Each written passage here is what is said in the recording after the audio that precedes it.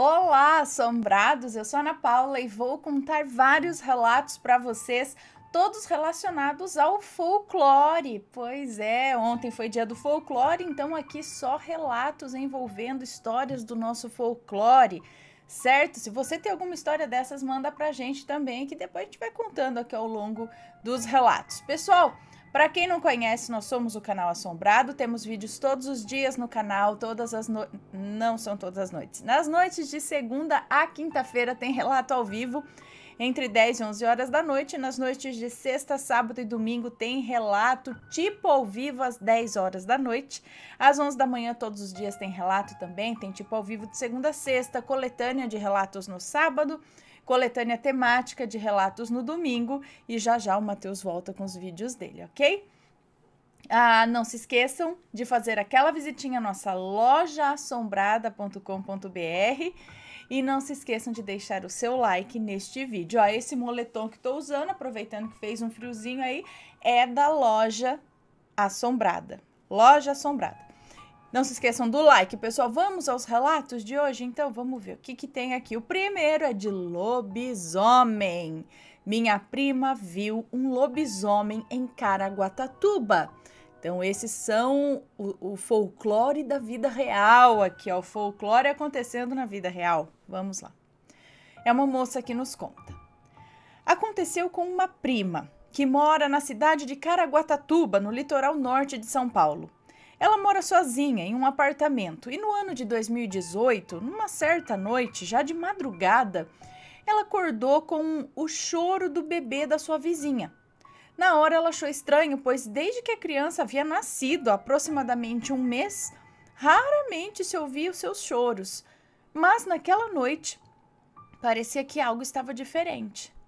Minha prima pensou em ir até o apartamento da vizinha para perguntar se tinha acontecido alguma coisa e oferecer ajuda também, pois o marido dela constantemente viajava a trabalho, estando fora naquela noite, deixando-a sozinha com a criança. Quando então, ao passar pela sala em direção à porta, ela ouviu um uivo ensurdecedor. Parecia de um lobo, desses de filme de terror mesmo. Na hora, minha prima correu até a janela da sala e olhou para fora. Com exceção àquele uivo, nada de anormal. Pela janela, olhou para o terreno baldio do outro lado da rua, pois, como ela mora no primeiro andar, não possui muita visão do lado de fora, dando somente para ver aquele terreno tomado pelo mato e parte da garagem do prédio. Mas quando ela olhou para baixo, ela viu um ser negro gigantesco passando pela garagem. Ele lembrava a figura de um cão. Andava vagarosamente, às vezes parando e farejando o ar, como se estivesse procurando algo. Naquele exato momento, ela se deu conta de que o bebezinho continuava chorando. E quando o seu choro ficou mais estridente, aquele cão imenso, ele ficou estático, olhando fixamente para a janela do apartamento de sua vizinha, como se tivesse achado o que estava procurando. Começou a andar na direção daquela janela, quando de repente aquela criatura ficou de pé, ganhando uma altura impressionante. Suas pernas lembravam as de um cachorro, porém eram muito musculosas e eram entortadas para trás, como se estivessem deformadas. Seus braços, que em nada mais pareciam patas dianteiras, eram longos e com garras imensas. A cabeça também era grande, lembrando a de um lobo, com um focinho longo, orelhas pontudas e com enormes presas que saíam daquela boca semiaberta. A minha prima, quando se deu conta de que aquilo não era um cachorro, soltou um grito alto, pois percebeu que aquele ser só poderia se tratar de um lobisomem. E para piorar o seu pavor, aquela criatura fixou seus olhos amarelados na janela onde ela estava, começando a rosnar num tom ameaçador. Aquele monstro estava bem abaixo de sua janela, com aquela cabeça horrenda virada em sua direção. Quando começou a pegar impulso para tentar pular lá para cima, tentou uma, tentou duas e a cada salto ele chegava mais perto da janela. Foi quando a minha prima, tomada pelo medo, começou a gritar novamente, pois percebeu que tinha chamado a atenção daquela criatura para si. Ela então saiu correndo de lá de dentro e foi direto para a porta da vizinha, que na primeira batida já abriu, com o bebê no colo. A vizinha também estava muito assustada, pois disse ter ouvido o uivo, os gritos da minha prima também, e também havia visto aquele ser horrendo pela janela. Elas saíram correndo pelo hall do prédio aos berros. O bebê chorava copiosamente, quando então a senhora Beltrana, uma outra moradora do primeiro andar, abriu a sua porta e as chamou para dentro. Aquela senhora disse ter ouvido os gritos e o que tinha visto pelo olho mágico. Aquela senhora disse ter ouvido os gritos e que tinha visto pelo olho mágico elas duas correndo pelo corredor do prédio. Lá dentro do apartamento da dona Beltrana, a minha prima rapidamente contou a ela o que tinha acontecido. Nisso, um dos seguranças que fazia a guarda noturna do prédio apareceu no apartamento da dona Beltrana, pois ela o havia chamado pelo interfone quando ouviu os gritos. Chorando, a minha prima também relatou ao segurança tudo o que havia visto, e este, pelo rádio, alertou os demais seguranças que faziam a ronda externa ao redor do prédio. Quando, na sequência, todos ali ouviram o barulho de tiros pelo rádio do vigilante. O segurança saiu pela porta pedindo para que elas ficassem trancadas ali dentro, e foi o que fizeram. A dona Beltrana parecia menos assustada. Pegou a criança do colo da mãe e começou a niná-la. Quando o bebê dormiu, ela o colocou no sofá e disse que a criança precisava ser batizada com urgência, pois acreditava que a criatura havia aparecido no prédio atraído por essa criança e por ser período de quaresma também. Disse ainda que na sua terra natal já tinha escutado falar das histórias, já tinha ouvido falar de histórias semelhantes ao que estava ocorrendo ali, e que isso não mais aconteceria após a realização da cerimônia do batismo. Elas ficaram ali por mais algum tempo, quando o segurança retornou ao apartamento da dona Beltrana, dizendo que a situação já havia sido normalizada, pois seus colegas vigilantes haviam avistado a criatura, que eles denominaram de cachorrão, pulando o muro do prédio e correndo em direção ao Morro Santo Antônio, local de mata, onde fica um conhecido ponto turístico da cidade, pois os tiros haviam afugentado o bicho. Então, o segurança acompanhou a vizinha com a criança até o apartamento dela para verificar se estava tudo bem por lá. Feito isso, fez o mesmo com a minha prima. Eles inspecionaram o apartamento e foram até a janela da sala. E a minha prima lhe mostrou onde ela havia visto a tal criatura. O segurança então abriu a janela e ambos olharam para baixo. Foi quando viram enormes marcas de arranhões no concreto da parede, quase alcançando a janela da minha prima. Aquela besta havia continuado tentando entrar por aquela janela e somente não tinha conseguido devido à intervenção dos seguranças do prédio. Minha prima não queria nem pensar o que poderia ter acontecido se aquele lobisomem tivesse conseguido entrar em seu apartamento. Daquele dia em diante, a segurança do prédio foi reforçada.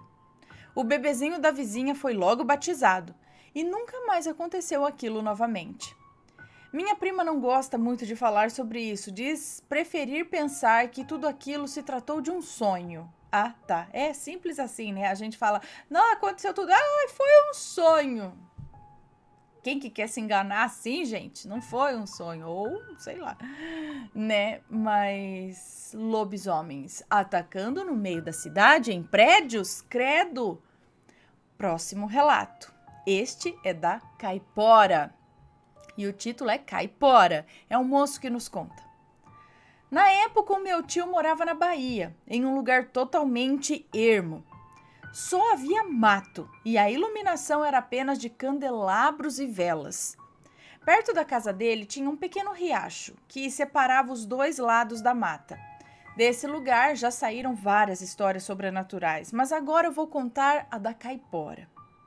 Já era tarde da noite, estava tudo muito escuro e o meu tio, por algum motivo que eu não me lembro, voltava para casa voltava para casa e vinha caminhando por essa mata.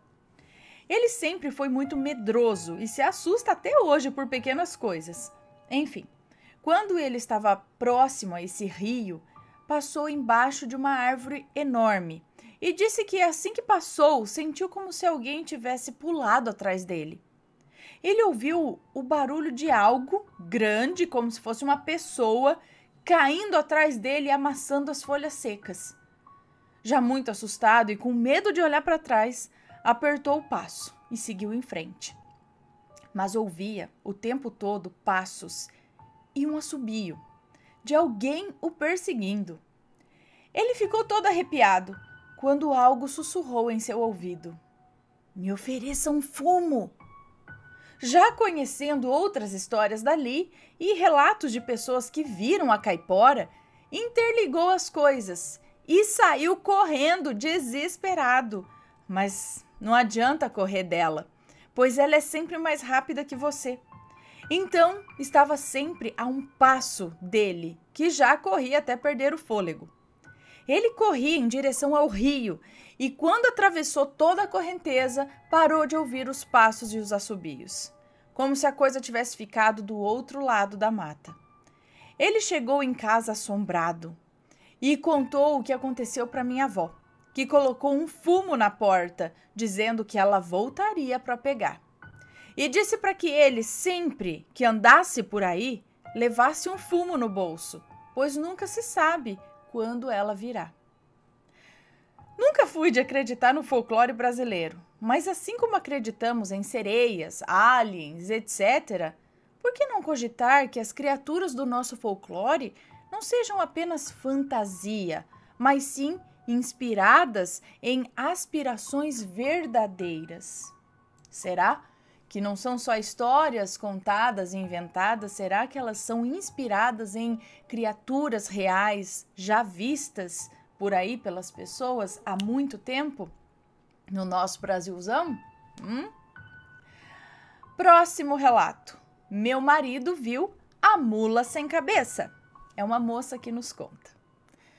O relato que eu vou contar até que é bem curtinho e aconteceu com o meu marido, quando ele e seus outros 6 irmãos eram crianças. Ele, que você pode chamar aqui de Marlon, nomes trocados, nome fictício, tá? Ele, Marlon, seus irmãos e algumas crianças da vizinhança brincavam na frente da casa dele, quando de repente começou a ventar muito. Aqui na Baixada Santista é comum esse vento noroeste que anuncia tempestades. Nesse instante, a mãe do meu marido mandou que ele e seus irmãos entrassem. O Marlon ficou de conversa com um dos garotos da rua, que lhe dizia que esse vento traz coisa ruim, tipo saci, mula sem cabeça e outras coisas. Disse também que se você for na encruzilhada e chamar por um deles 3 vezes, ele vem. O Marlon, sem noção, que não acreditava nessas coisas de folclore, desafiando o amigo, foi até a esquina e gritou, a plenos pulmões, a mula sem cabeça, por 3 vezes. O amiguinho ficou chocado com a sua audácia, mas ele voltou rindo e debochando de tudo, se despediu e entrou para casa. Logo que começou a chuva, ele, como de costume, se debruçou na janela da sala, que dá vista para a rua, para assistir a tempestade. De repente, ele ouviu um som de cascos de cavalo. Ficou com os olhos fixos na rua quando, de repente, o animal apareceu e empinou bem na frente de sua casa. Ele o descreveu assim: era de um marrom amarelado, os cascos eram bem negros e não tinha cabeça. E onde deveria estar a cabeça, saíam labaredas de fogo daquele buraco no pescoço. Ele ainda hoje é muito cético e atribui esse evento à sua imaginação extrema. Mas até mesmo ele fica pálido ao recontar essa história aos nossos filhos e não gosta muito de falar no assunto. E aí, será que ele viu mesmo a mula sem cabeça? Ele desafiou que ela aparecesse e ela apareceu? Seria mesmo a mula ou algum espírito que se mostrou como a mula só para, sei lá, dar uma cutucada nele? Não sei. O que vocês acham? Deixem aí suas opiniões. Próximo relato, o Saci. Agora sim, o Saci. O Saci trançou o meu cabelo. Gente, enquanto trança a crina do cavalo, não sei o que, tudo bem, mas mexeu do meu cabelinho? Trançando o cabelo das pessoas. Vamos ver. O Saci trançou o meu cabelo. É uma moça que nos conta. Oi, Ana, vou te contar a história do dia em que o Saci me visitou de madrugada e trançou o meu cabelo. Quando eu tinha por volta de 16 anos, eu estava no colegial. Eu tinha um amigo, o Silveira, que tinha um sítio. A família dele criava cavalos.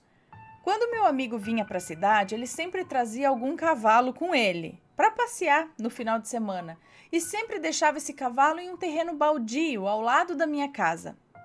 Uma noite estávamos conversando e olhando para o cavalo quando ele começou a desfazer os nós que estavam na crina do cavalo e disse: "Ai, esses sacis ficam enchendo o meu cavalo de nós."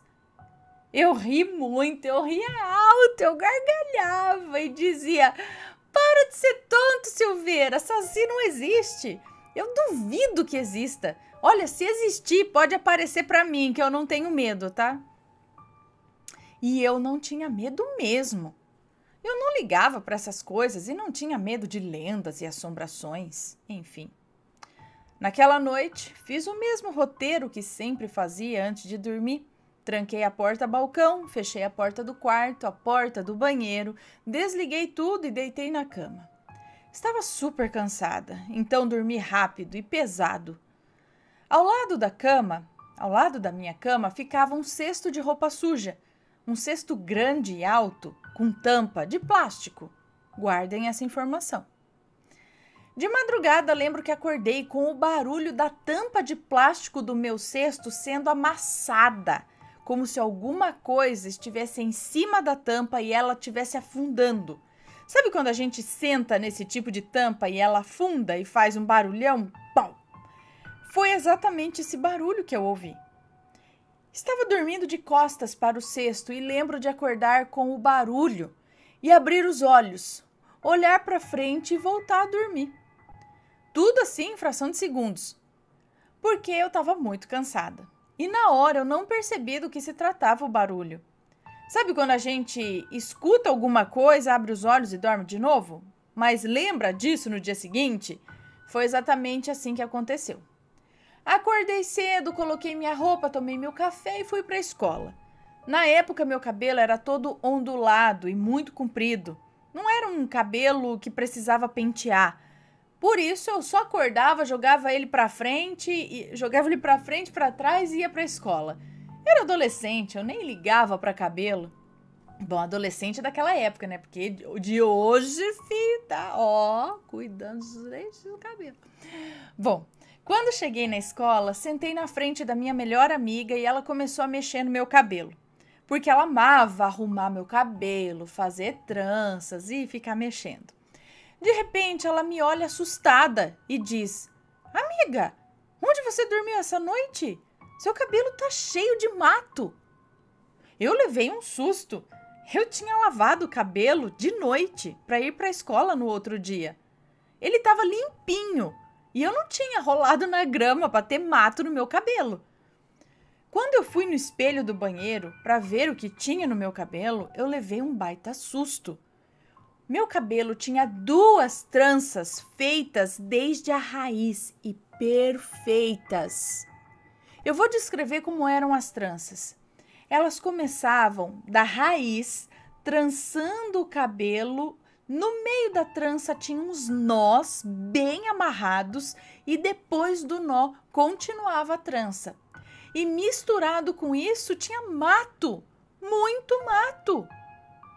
Tudo enrolado no meio daquela trança estranha, cheia de nós. Eu levei um susto e logo lembrei da crina do cavalo. Estava idêntico à crina do cavalo. Eu, na hora, liguei para minha mãe e fui embora para casa. Quando a minha mãe viu aquilo, ela ficou em choque. Eu precisei cortar o meu cabelo porque não saía aquela trança de jeito nenhum. Colocamos creme, colocamos gelo, shampoo, condicionador, tudo. Não tinha quem desfizesse aquele embolado de nós no meu cabelo. Eu cortei as 2 tranças. De noite, antes de dormir, pedi permissão para o Saci, ou para o espírito que chamamos de Saci, sei lá, por pedir perdão, né? De noite, antes de dormir, pedi perdão para o Saci por ter feito uma brincadeira de muito mau gosto com ele. E pedi que ele não me visitasse mais. Nunca mais aconteceu nada. E em respeito ao Saci, eu também nunca mais falei sobre ele de forma pejorativa.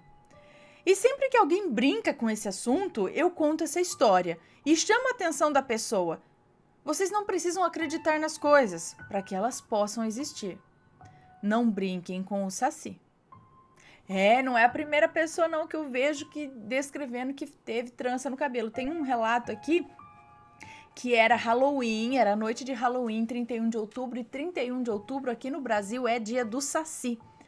E essa menina também tirou sarro, falou alguma coisa do Saci, pois ela dormiu e no dia seguinte ela acordou com o cabelo dela todo trançado, embolado. E ela dormia sozinha no quarto e ela tinha o costume de trancar o quarto por dentro. Então, como que aquelas tranças foram feitas, né?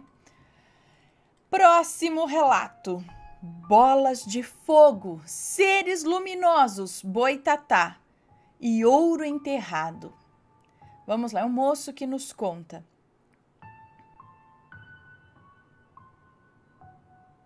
Tá, vamos lá. Bom, acompanho o canal Assombrado desde 2014 e tenho muitos relatos estranhos e sobrenaturais que aconteceram comigo ou na minha família. Esse relato que conto hoje aconteceu comigo e com alguns amigos. Aqui na minha cidade existe uma lenda das bolas de fogo e seres luminosos que aparecem nas matas, na zona rural e inclusive no famoso rio Chopin, não sei, que é o maior rio da nossa região, sudoeste do Paraná. Os mais antigos chamam esses fenômenos de boitatá e reza a lenda que onde tem boitatá, tem ouro enterrado. Nossa região foi explorada por bandeirantes e jesuítas e dizem que eles enterravam o ouro que achavam porque não conseguiam carregar e eles enterravam para buscá-los depois. E nisso muito ouro foi deixado para trás. Inclusive eu conheço um agricultor que achou uma panela antiga com ouro dentro, mas isso é outro relato.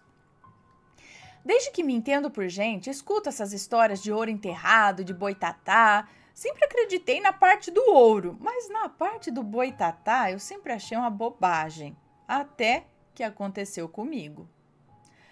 Nesse dia era uma sexta-feira. Foi um dia em que eu senti algo estranho no ar e fiquei com esse sentimento o dia inteiro. Um sentimento estranho que não consigo descrever, mas é tipo um sentimento de que algo estranho vai acontecer. Enfim, chegou o fim da tarde, meus amigos Mário e Luíde, os nomes estão trocados, ok? Eles são irmãos. Eles me chamaram para ir pescar no rio Chopin, com eles. É um costume nosso. Gente, eu não sei se é assim a pronúncia, tá? Eu tô falando como eu tô lendo. Não sei se a pronúncia correta é essa, tá? Bom, então, antes que a noite caísse, arrumamos nossas tralhas de pesca e fomos para a chácara da família deles, onde passa o rio. E como de costume, ficamos à noite ali pescando e falando bobagens. Os avós deles sempre contavam do boitatá que tinha ali na propriedade, mas nós nunca demos bola. Dávamos risada dessa história. Os velhinhos, no entanto, juravam de pé junto que era verdade. Bom, a noite foi passando e nós não estávamos com muita sorte na nossa pescaria. Mas isso não importava, afinal a gente só queria estar ali na beira do rio, sem fazer nada, dando risada. Até que vimos um clarão no rio. Achamos que era um barco ou alguém pescando também. Até o Mário disse brincando: "Ó, se for boitatá, que traga uns peixes para nós." e demos muita risada.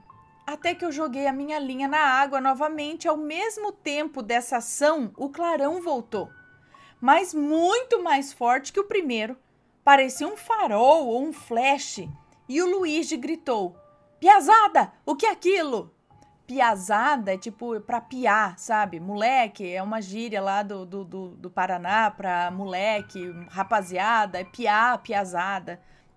"Piazada, o que é aquilo?" Apontando para o outro lado do rio. Foi então que vimos literalmente uma bola de fogo cruzando a margem do rio. Ela era grande e iluminava bastante. Até que foi para o meio do rio, iluminando toda a água e levitando 1 metro mais ou menos. E desapareceu, do nada. Ficamos atônitos, sem falar uma palavra, por uns 10 minutos. Até que eu olho novamente para a margem oposta do rio e vejo um ser luminoso. E em volta dele tinha fogo. Parecia ser uma mulher, mas não sabemos ao certo, porque não deu para ver a forma direito, mas é como se fosse uma mulher brilhando em chamas. Os piás, os meninos, também viram, e nisso saímos correndo, largando tudo, e fomos em direção à casa da chácara. Chegando lá, contamos tudo o que vimos para o avô deles. Ele disse que era uma tia-avó dele, que morreu em um incêndio que teve há muitos anos em um galpão, lá na propriedade, e que ela indicava onde tinha ouro enterrado.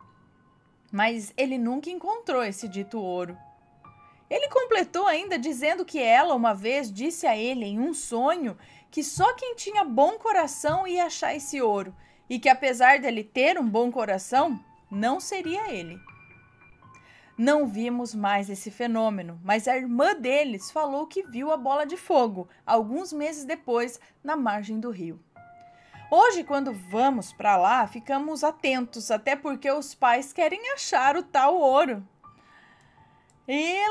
Gente, então, aí tem o boitatá, por mais que eles falem que é uma cobra de fogo, uma cobra com olhos de fogo, os relatos que se tem do tal boitatá não é de cobra, não é de nada assim, é de uma bola luminosa. Uma esfera luminosa que é exatamente assim, ela passa por cima do rio, no meio de árvores, acima das árvores. E o que será essa bola de luz? É um fenômeno natural? Que fenômeno? Porque assim, não é tão rápido, não é só em épocas de chuva, não é nada assim, ela aparece e ela é grande. Minha mãe já viu. O que são? São sondas extraterrestres? São espíritos da natureza? Realmente indicam onde tem ouro enterrado? Não sei. Se você já viu alguma coisa, escreve pra gente. E o último relato desta coletânea é do Mapinguari. Vamos lá. O título é Mapinguari. É um moço que nos conta.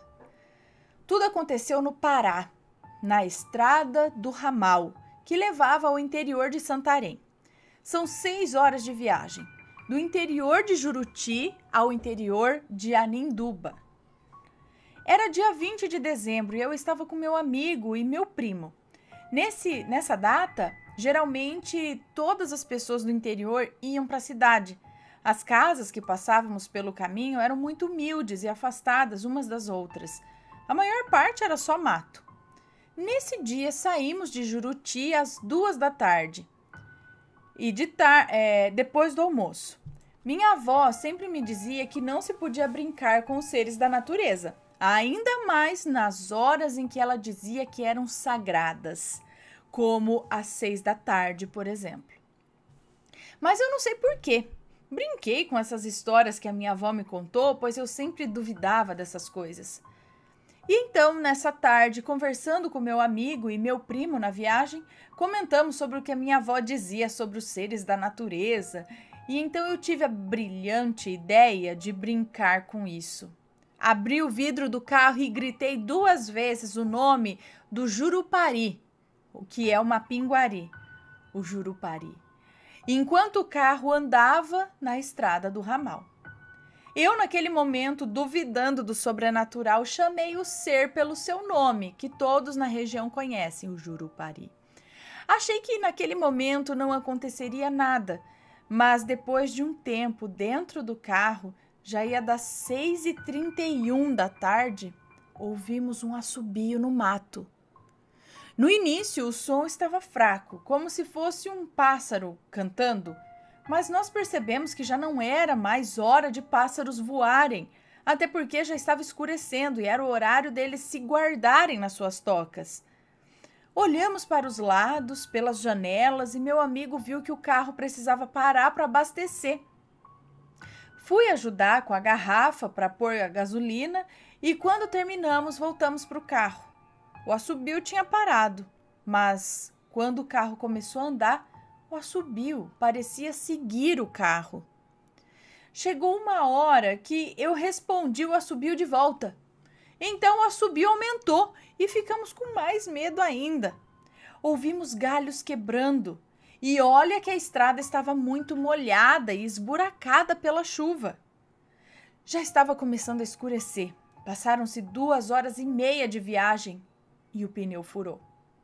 Então tivemos que parar novamente agora para consertar o pneu, o que demorou uns 25 minutos, meia hora. Enquanto estávamos parados, não havia um som sequer de grilo. Estava parecendo um deserto. Até que o assobio parecia cortar a mata, um assobio fino que doía até a cabeça. Nós ficamos paralisados de medo até ter coragem de entrar no carro.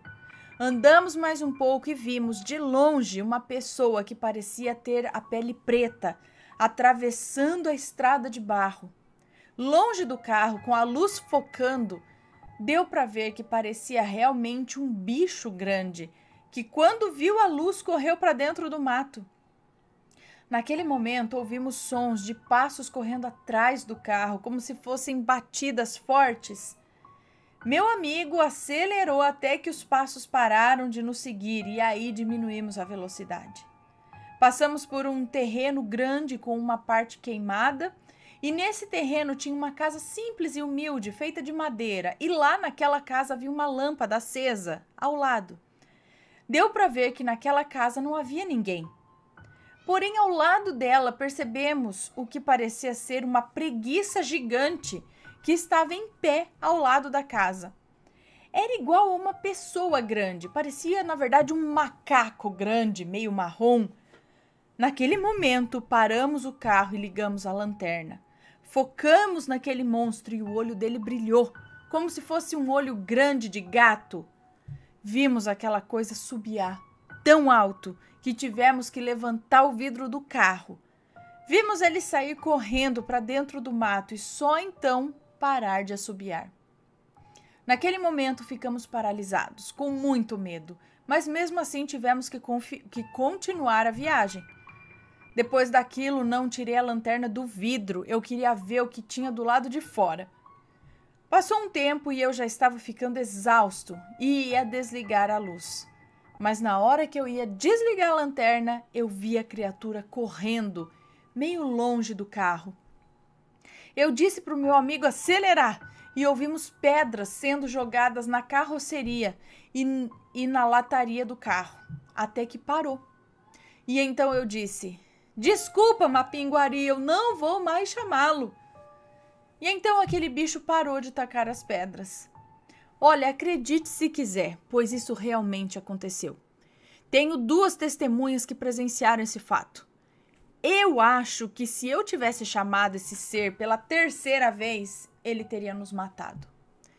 Então peço a vocês que não duvidem dos mais velhos e nunca brinquem com esse tipo de coisa. Gente, é aquela coisa, se você não acredita, respeita, não vai lá desafiar, não vai lá desrespeitar e tudo mais, né? Porque a gente não sabe o que pode acontecer, né? Essas coisas assim. Mas aqui estão essas histórias aí de vários personagens do folclore brasileiro.